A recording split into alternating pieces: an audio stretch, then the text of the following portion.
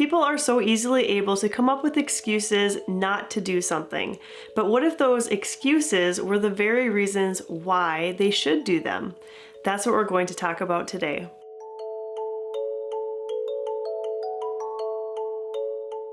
Hi and welcome back to the cottage. Since you clicked on today's video, it probably means that you're interested in being motivated to declutter and organize in your home.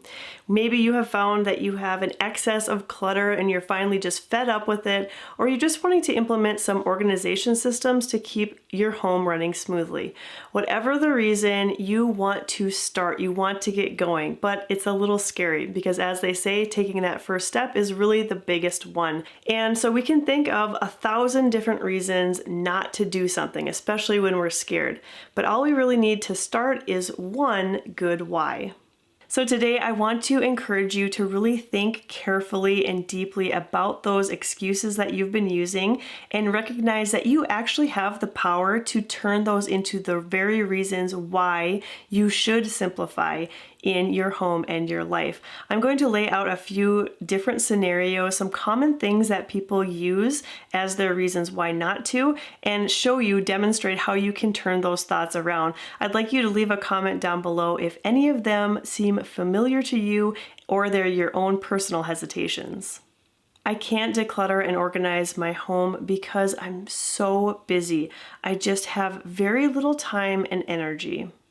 That thought can be turned around to become your why. Your lack of time is the perfect reason why you should get things more efficient and simplified. The amount of little seconds that are wasted when you have too much to manage and no good systems to manage with is crazy. Why should you declutter and organize? Because you are so busy. All of these things I keep are a way for me to hold on to memories. I don't want to lose them. This is a big struggle and excuse for many people because some people are immediately transported back in time and place when they see or touch a physical item. Those memories just come rushing back.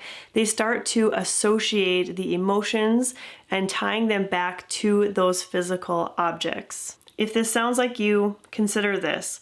There is no way possible that you can keep everything displayed and properly taken care of without turning your home into a shrine to the past. The authors of the book New Minimalism write about the power of letting one stand for many. Now, you don't have to go to that extreme, of course, but can you find a few really good examples of things that remind you of that place or that person, and then give them the proper significance in your space, in your home? In this case, your why can be that you want to fully appreciate and display these cherished items and give them proper significance and always be reminded of these beautiful memories instead of having them stuffed into boxes in the attic. Why do I even bother? The rest of the people who I live with don't seem to make any efforts. I feel like I'm always putting things away, always cleaning. Has it ever occurred to you that perhaps you're not the only one that's overwhelmed by the chaos in your home? It could very well be that the other people you live with, whether they are family members or roommates, are burdened by the excess as well and don't know where to start or what to do. Maybe they don't have clear expectations of what tidy should even look like. This thought definitely has the potential to motivate you as a why. I would declutter, but I spent so much money on all this stuff and I would hate to see it go to waste. If this is your particular roadblock, it's likely you're being held back by guilt. And guilt can be a pretty icky feeling and it's very powerful, especially if you are faced with the culprit of that guilt day in and day out. The truth is, you aren't getting your money back. Maybe portions of it if you sell these items, but 100%? No. You can use this guilt and the pain of losing that money as fuel though, and as a tough lesson learned of never wanting to put yourself back in this same situation again. And that's a pretty strong why. I'm just a messy person. I've never been organized and probably never will be. It's just my personality. The fact that you would label yourself messy is telling enough. It's not something that you want to be, otherwise you wouldn't give it a second thought or a label. And hey, maybe it's true. Maybe you don't have a great track record with keeping things organized or tidy. That's okay. But if it bothers you, use it as your why. Turn that excuse around and reframe it. I want to declutter my belongings, get my inventory down to a super simplified and manageable level so that it is impossible for me to fail. Because it is my tendency to not want to clean or organize, I'm going to take as much of that burden away as possible. And one last excuse example to really drive this point home. This is one that I hear quite often. I would much rather spend time with my family than dealing with housework. Kids are only little once. Whoa, way to play on those heartstrings. Of course, we would all rather spend time with our families than doing housework. But if you are having this struggle, be honest with yourself.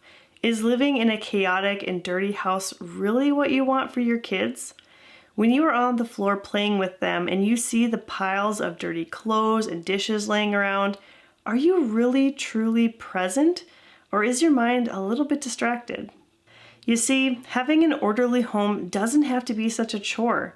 Your why might be that you want to get your house decluttered and efficient so that you don't need to always be thinking about doing the housework.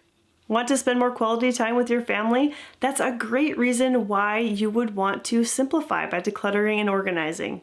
Do you see how each of these scenarios can be turned around in their thought process to make the excuse become the actual reason why you would do something? Now, maybe your excuse, your reason is slightly different than the ones that I mentioned here today, but the same concept does apply. And I truly believe when it comes to simplifying, we can turn any of those thoughts into positive reasons to propel us forward. And I believe in the power of simplifying our homes and our lives and the benefits that it can bring you. And so I really do encourage you to think about all of the excuses that you've put forth, why you haven't started this process yet, and use that as your fuel to get going. All right, great. So you've established your why, you're feeling excited and motivated to get going. I want to give just a few simple tips for these beginning stages. So first of all, I want to say that this is a very personal journey that you're about to embark on, both decluttering and organizing. It's going to require a lot of decisions made, and those decisions need to come from you. You may have someone, being by your side, giving you encouragement, but you're going to be the one calling all of the shots, and this is going to depend on what, again, works best for you. Also, I want to point out the differences between decluttering and organizing because they do sometimes get confused. Decluttering is going to be the process of going through your belongings, going through your items, and determining what is truly adding value to your present life. Keyword here is present. So think about all of your things that you have and decide what is excess and what you want to keep. That is going to happen first before you start the organizing process, which is when you start to find homes for everything and get some systems in place so that the clutter doesn't come creeping back in. So for decluttering, begin with something very easy, things that you're not attached to or things that you're simply fed up with. You're sick of seeing them around your home. And another practical thing is to start with some games. I know when I was first getting started with decluttering 5 years ago, the thing that helped me the most was to make a game of it. It made it more fun and exciting. I tried a few different things. One of my favorites was setting a timer and then walking around the house looking for obvious items to trash or donate. And when you have a lot of things to go through, this works really well. It helps that you don't really have to overthink it. And it's a good way to build those decluttering muscles. And as you go along, you're going to find that this is a little bit more difficult to do because things aren't so obvious to declutter or trash anymore. And that's when I found another game to be a little bit more helpful, and that was the minimalism game. I played it for a month and tried to find a certain number of items based on the day of the month. So for example, on the first of the month, I looked for just one thing. The second day, I looked for two, and so on and so forth. And by the end of the month, I had decluttered over 500 items, which was huge. I think actually it would be tough for me to play even this game now that we are 5 years into our minimalism journey, but it is a great way to get started. When you're playing this game, I also do recommend that you have an accountability partner, someone that you can send pictures to and show what you are decluttering. I had my mom playing the game with me, and she enjoyed it so much that she actually continued on past that month. In fact, last year she decluttered 2,023 plus items from their home. She and my dad are at the retirement age, and simplifying and downsizing is just really natural, and she's finding this game to work really well for her.